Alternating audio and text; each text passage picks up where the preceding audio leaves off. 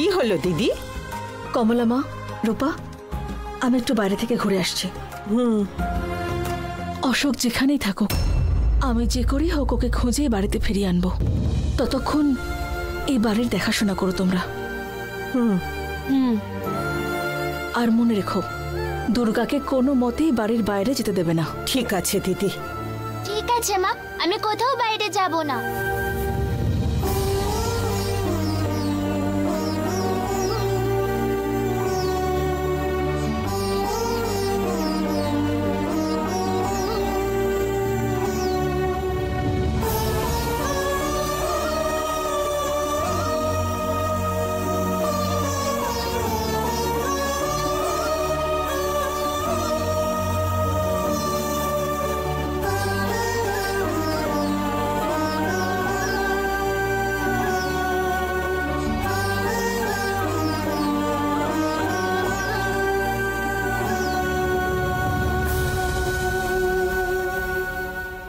দাদা, আমার পরিস্থিতি দেখছো তো?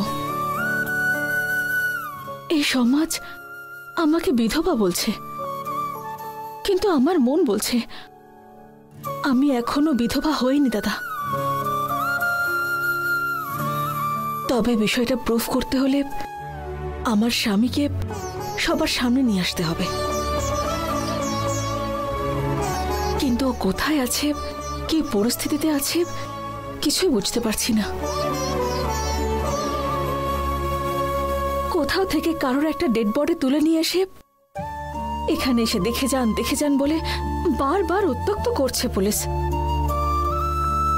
আমার খুব ভয় করছে দাদা। বাড়িতে সবার সামনে দেখাচ্ছি যে আমি খুব সাহসী, কিন্তু আমি ভেতর ভেতর খুব ভয় পেয়ে আছি দাদা। আমাকে সাহায্য করো দাদা।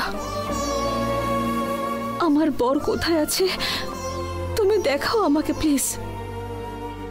দয়া করে বলো আমাকে, প্লিজ দাদা।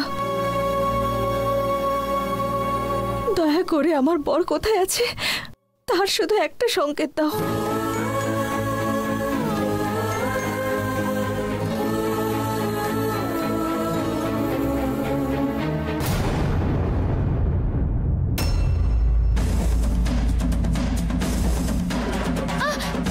বাবা,